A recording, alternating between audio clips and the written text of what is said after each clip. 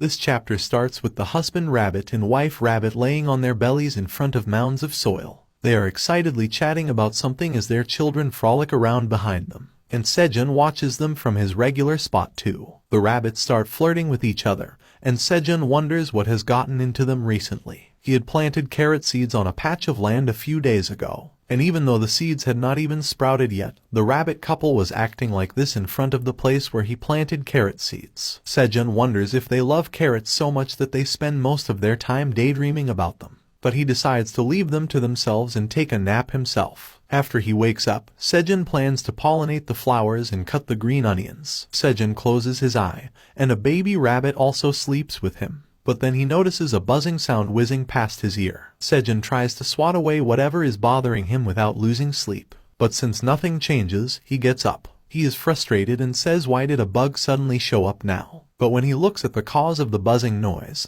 he finds it to be a giant and cute bee. The bee looks at Sejun curiously, and he stammers for a while before saying she was so cute. He thinks this is a monster in the form of a bug. He calls the bee close so that he can read what kind of monster she is. But that happiness at meeting a cute thing vanishes when Sejun finds that it was a poison honeybee. He is scared and flinches as he reads the name, and he turns back to ask the rabbits if they knew whether the bee was dangerous or not. But the rabbit couple is already taking their children back to their burrow. They are scared of the bee too, and Sejun is stunned as he watches them run. He screams at the rabbits, calling them mean. His face twists as he asks them how they could leave him alone like this. The remaining information is given by the tower manager, who tells Sejun that the poison honeybees were carnivores that hunted monsters with their poison stings. The bee stingers were very dangerous, and the manager advised Sejun to stay away from them. Sejun is scared after reading that the bees eat meat. He thinks that they cease to be honeybees at this point. The bee flies towards him, and Sejun tries to shoo it away without any result. He says that he was just bones and had no meat for her to eat. He asks the bee to spare him, but she is still moving towards him, and Sejun sees her as a fearsome monster. He is fumbling around with his other hand when he finds something he can use to fend off the bee. It is just a broken tomato branch with a flower, and Sejun swings it towards the bee. He asks her to eat it instead of him. The bee curiously looks at the tomato flower, and Sejun is still afraid of her as she moves towards the flower. But when he opens his eyes, he finds that the bee was actually feeding on the flower. Sejun is shocked, but then the bee smiles at him after feeding. Sejun asks the tower manager if he is sure that the bees are carnivores, and there is no reply from the manager. But then Sejun remembers something very basic: bees love nectar. He approaches the honeybee and tells her that if she was hungry, she could feed on other flowers as well. Sejun tells her to eat to her heart's content, and the poison honeybee flies to the flowers happily. Sejun smiles at himself. While he was initially scared, he found something good after all. At this rate, he will not have to artificially pollinate the cherry tomatoes anymore. Then he spots the rabbit family hiding behind his rock. Sejun gives them a scornful glance and says that they ran away because they were worried only about themselves. And he asks them how they still had the nerve to come back. The rabbits try to soothe Sejun's anger by clinging to him and acting cute. And he says that he will not stop being mad at them. But then the poison honeybee returns after feeding. She flies straight towards Sejun, and he takes a few steps back until he is forced to stop by his rock. He asks the bee if she is not full yet, and as she comes close, Sejun is worried about his safety. But the bee lands on his stomach, and after adjusting his t-shirt a bit and stretching, she lays down in her sleeping position. Sejun also realizes that the bee did not mean to harm or scare him, she just wanted to sleep. And he feels that she was too cute, even while sleeping. But a small part of his mind is still anxious, and Sejun asks the bee that she isn't going to sting him. And this time, the rabbits have also not run away. Sejun has another chapter to add to his diary about getting lost in the tower. His family in the dungeon gained one more member today.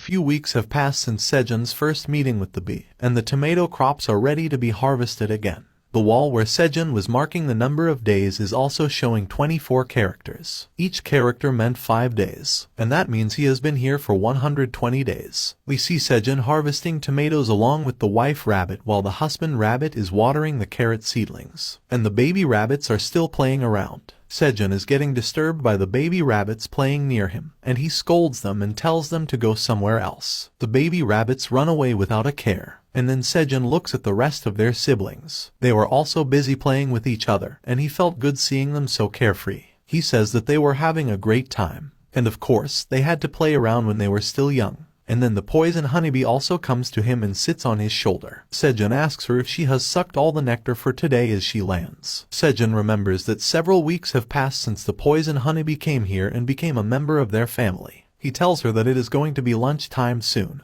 and the bee is also excited about it as she rubs her cheek against Sejun's cheek. Sejun says that the routine of the poison honeybee was fixed. She goes to work in the field in the morning, and that is also when she sucks nectar. And then, in the evening, she returned to the forest outside the cave. And thanks to her, Sejun's workload had decreased. Sejun calls the rabbits, saying that it is time to eat, and they all come running towards him. Sejun thinks that the poison honeybee was probably not going back to her group or her hive. Maybe she did not have a hive. As they are eating, Sejun is holding a roasted green onion stem, and the honeybee is sitting on it. She had started spitting honey a few days ago, and right now, she was doing the same. The honey spreads over the roasted onion stem, creating another dish called honey onion. The sweet flavor of the freshly roasted green onion was enhanced by the sticky and sweet honey of the poison honeybee. And Sejun is the one who knows the truth about the statement. He takes a bite of the honey onion and exclaims that it is sweet and delicious. And the rabbits also share the sentiment because they are also eating the honey onion. Sejun talks to the honeybee and tells her that he was scared of her at first. He thought that she was poisonous and, hence, dangerous. But thanks to her, he was able to quickly get honey. And he also expanded his field with her help.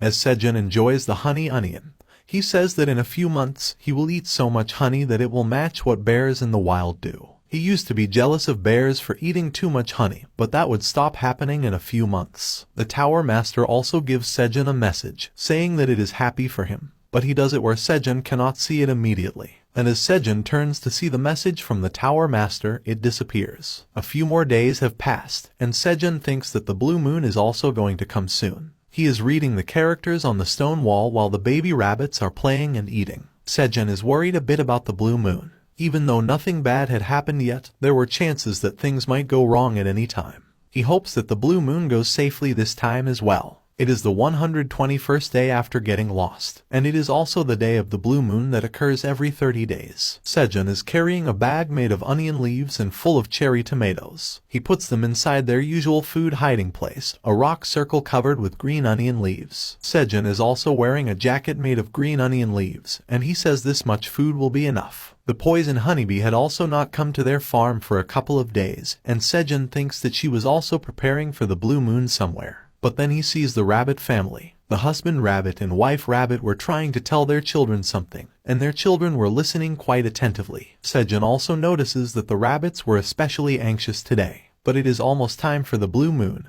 and Sejun asks them to go home now. But he stops mid-sentence as he sees the rabbit family huddle up. Sejun cannot think of anything that would make them behave so seriously. But the rabbits do not appear worried or scared either. Sejun is about to ask the rabbits if everything is all right when the rabbit couple bolts towards their home, leaving their kids behind. They go inside their house, and Sejun is shocked at what they are doing. But then the rabbit couple turns back and waves at their children. They also say something, but Sejun does not understand it. And with that, they slam their door shut. Sejun is shocked at what he just witnessed. He asks the parent rabbits how they could just leave their babies out in the open during a blue moon. It was dangerous, and they were still kids who could not fend for themselves. But as Sejun says that the blue moon is coming, it arrives. The moon eclipses the sun, and blue light covers the world. And Sejun hears the roar of a monster coming from behind his back, and he goes speechless. He nervously turns back to see what was happening and sees a sight he will never forget. There is even more noise and even louder roars and growls, and they were coming from the baby rabbits, and they looked nothing like their cute selves now. Right now, they were ferocious monsters who seemed to have lost their reason. Sejun silently watches the baby rabbits, who have suddenly transformed into something monstrous. They had grown in size, their fur had turned white and their eyes red, and they had sharp claws and fangs. And as the baby rabbits roar, Sejun wonders what in the world is going on here.